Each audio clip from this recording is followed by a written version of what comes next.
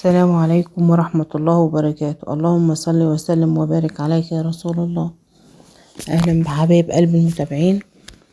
النهاردة هنعمل مع بعض أحلى فراخ كنتاكي مع مكرونة اسباجيتي.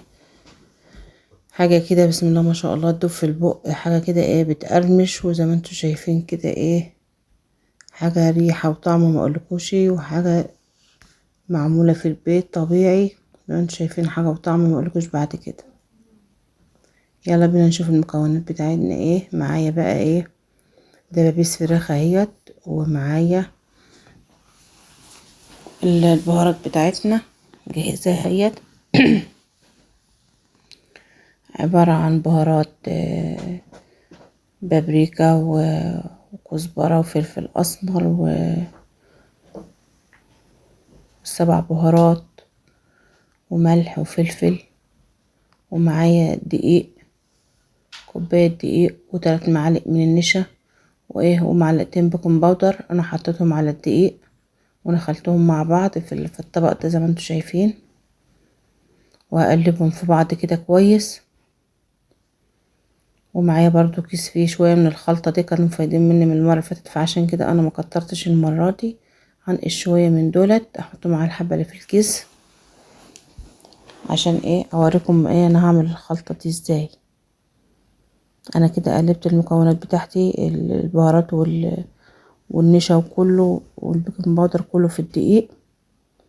هاخد بس مع قيمة معلقتين 3 كده على الحبة اللي كانوا عندي في التلاجة، عشان ابقى اطلع اعمل بيهم، ودول هقولكم هعمل فيهم دلوقتي. زي ما انتوا شايفين بقى كفاية دول، اخلي دولت على قد الكمية اللي انا عايزاها زي ما انتوا شايفين. اجيب بقى كوباية مية،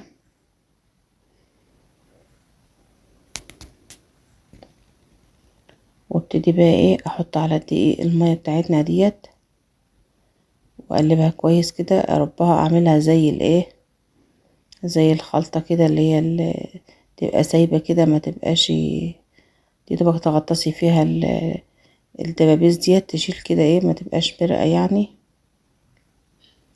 زي ما انتوا شايفين كده امسكها اقلبها، ما تبقاش مرقة قوي. لما الدقيق اقلبه كويس خالص، لما يبقى قوامه تقيل كده، زي ما انتوا شايفين القوام بتاعه كده. بس اربه كويس عشان ميبقاش فيه اي تكتلات ولا اي دقيقة تبقى مكلكع او اي حاجة. اربه كويس عشان هنشوف هنعمل مع بعض بعد كده.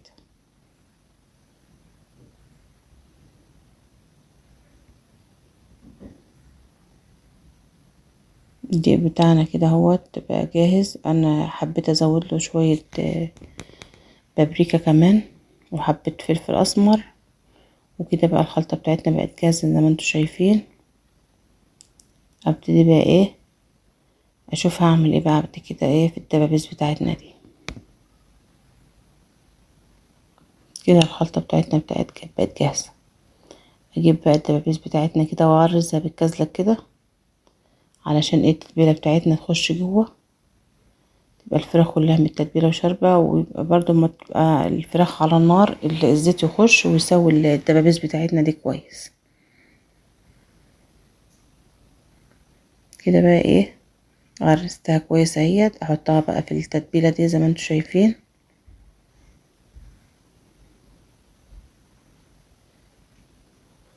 اغرزها بالسكينة كده كويس في كل الدبابيس بتاعتنا ديت. لما اخلص الكمية بتاعتنا كده، وعايزة تسيبيها شوية برضو تتبل في التتبيلة عادي، مش هيجرى لها حاجة. عايزة تحمري على طول براحتك برضو.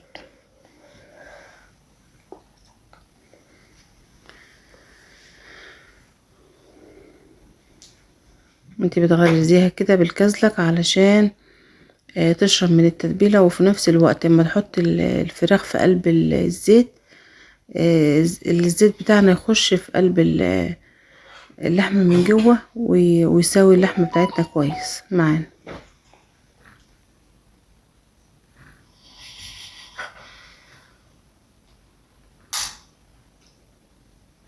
كده انا خلصت الكمية كلها دبابيس، غرستها كلها كده بالسكينة. ابتدي بقى اقلبها في التوابل بتاعتنا دي كويس. عايزة انقعها شوية فيها، اسيبها تشرب منها، وفي نفس الوقت ايه هنقولكم هنعمل بقى بعد كده فيها ايه.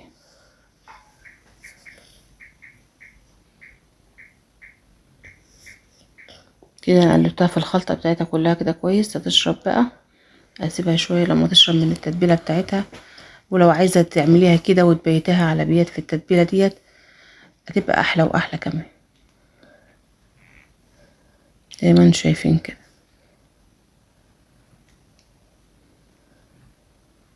هنبتدي بقى نشوف هنطلع بقى ايه من التتبيلة بتاعتنا ديت ونعملها في الدقيق. انا رجعت بعد ما طلعتها تاني، قلبتها شوية، اقلبها شوية تاني في الخلطة بتاعتها، وارجع بقى ايه. انا جبت الدقيق اهوت في الكيس اللي الخلطة اللي انا كنت عاملاها معاكم قبل كده اهيت. نبتدي نعمل بقى ايه. نعمل الدبابيس بتاعتنا. انا حطيت الزيت بتاعنا جاهز على النار عشان ايه احمر على طول.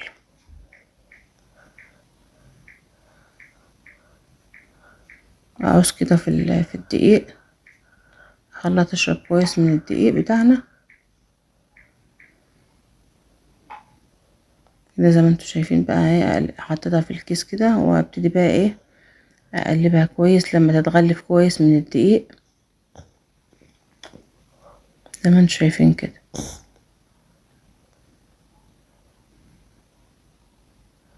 اقلبها كويس في الكيس بتاعنا كده لما تشرب كويس من الدقيق، واطلعها بقى احطها على حاجة، على صينية او على حاجة، ارصها كلها كده لما اخلص الكمية بتاعتنا كلها.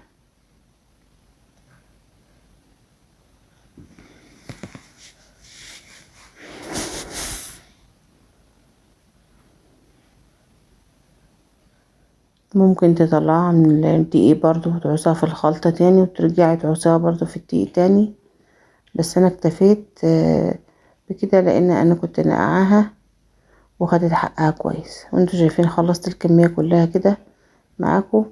وكده انا حطيت في الزيت اهوت. في الاول بتعلي النار عشان الغطا بتاع الدبابيس اللي هو الغلاف اللي عليها ده ما يقعش. بتعلي النار بتاعتك في اول دقيقتين لما الغلاف يمكس كويس، وبعد كده بتبتدي تهدي النار عشان الفراخ بتاعتك تستوي. انا لسه لحد دلوقتي كده ما هديتش النار، بس اقلبها من الجهه التانية برضو. ارجع ايه اهدي النار بتاعتنا شويه عشان ايه تستوي كويس.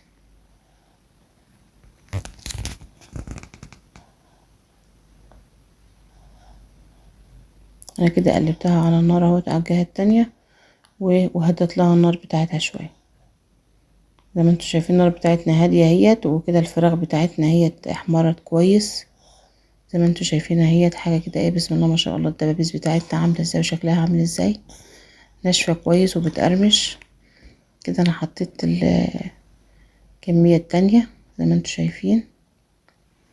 عليت برضو النار زي ما قلت لكم في الاول، ومجهزه اهي. كده انا علقت على ميه المكرونه، والتقليه بتاعتي معايا اهيت. هي اتسبكت ورجعت زودتها ايه بقى شويه ميه كده عشان انا احلها شويه عشان ما تبقاش ايه. لان انا مش هقلب المكرونه فيها، انا هعمل مكرونه مستويه اللي هي سباكيتي، واغرفها كده واحط الصلصه فوق منها كده. انا حاطه لها الفلفل بتاعها ومظبطه لها كمونه وكزبرتها وكله. وحبيت احط لها ايه معلقه شطه صغيره. زودت لها كمان برضو. رجعت تاني بعد ما عملت كنت مقليه وحاطه لها الحاجات دي، رجعت حطيت لها تاني شويه كمون تاني وشويه كزبره وهظبطها. ولو عايزه احط لها مكعب مرق الدجاج بحط لها، وادوق الملح بتاعها، وادوق تتبيلتها مظبوطه يبقى خلاص. واغليها واسيبها بقى لما اسلق المكرونه. وهنشوف هنعمل الخطوه اللي بعد كده. شوف الدبابيس بتاعتي اهيت اما ابتدت تاخد لون تاني قلبتها على الجنب التاني. اهدي بقى النار بقى لما تستوي من قلبها زي ما انتوا شايفين كده. اهدي عليها النار خالص لما تاخد براحتها وتاخد ايه اللون الطبيعي بتاعها، وفي نفس الوقت تستوي من جوه.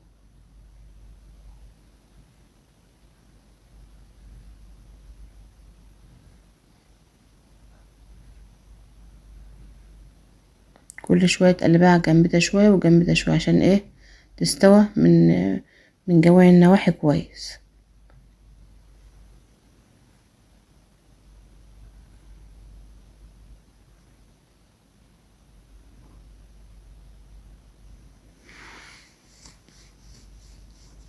كده بقى ميه المكرونه غلت، حطيت لها شويه زيت وشويه ملح، وابتدي بقى احط المكرونه بتاعتي وبس اقلبها كويس، علشان لو انا سبتها كده زي ما هي تمسك في بعضها وهتبقى مشبطه ببعضها. لازم انا افرفرها من بعضها كده زي ما انتوا شايفين، احركها على طول علشان ما تمسكش ببعضها، ايه تبقى متكتله ولازقه ببعضها كده.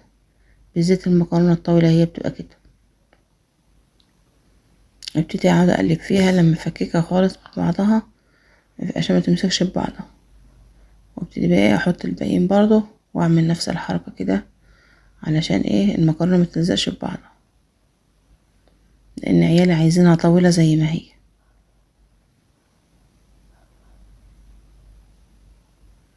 وممكن برضو تمسكيها تفرديها كده وانت بتحطها، ما تحطهاش مره واحده عشان ما تعملش معاكي كتل كده.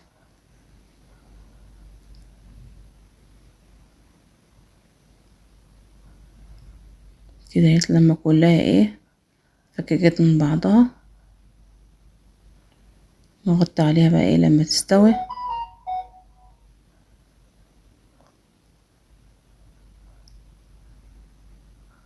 ده لسه في بواقي برضو اهي كمان. حطيت الكميه كلها اللي معايا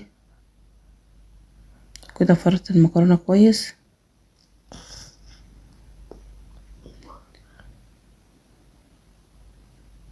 اقلب فيها بقى كده لما تبقى ايه عشان ما تمسكش ببعض زي ما قلت لكم. هي كلها اتفككت من بعضها اهيت، واغطيها بقى ايه لحد ما تغلي، وافضل اقلب فيها برضو المكرونه بالذات عشان ما تلزقش معانا.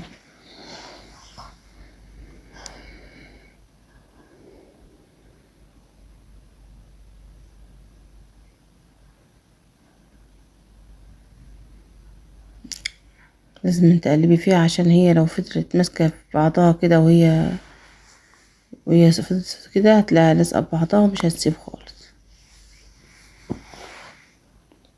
كده انا فضلت اقلب فيها لما فككتها خالص فحكشتها عن بعضها زي ما انتوا شايفين زي ما بيقولوا كده. المكرونه بتاعتنا كلها ثابت من بعضها اهيت، وفي نفس الوقت سليمه وطويله زي ما عيالي عايزينها. نستوى بقى ايه براحتها، نقلب فيها كده وكده بقى ايه يبقى الاكل ايه بتاعنا بقى مظبوط وجاهز زي ما انتوا شايفين كده. ايه المكرونه بتاعتنا اهيت وهي سخنه، وكنت الصلصه بتاعتها على النار برضو بتغلي، والفراخ برضو اخر الدور طلعته سخن، وكده الاكل بتاعنا بقى جاهز زي ما انتوا شايفين. حاجه كده بسم الله ما شاء الله. ما تنسوش بقى يا حبايب قلبي تدوسوا لايك، وعلى الله يعجبكم ايه الاكل بتاعنا. حاجه كده بسم الله ما شاء الله.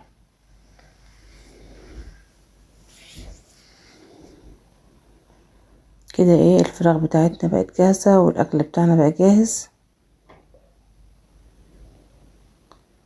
اعملوا زي ما انا عملت كده يا حبايب قلبي، وما تنسوش بقى تدوسوا لايك وهيعجبكم ان شاء الله. وما تنسوش تدعموني، والسلام عليكم ورحمه الله وبركاته.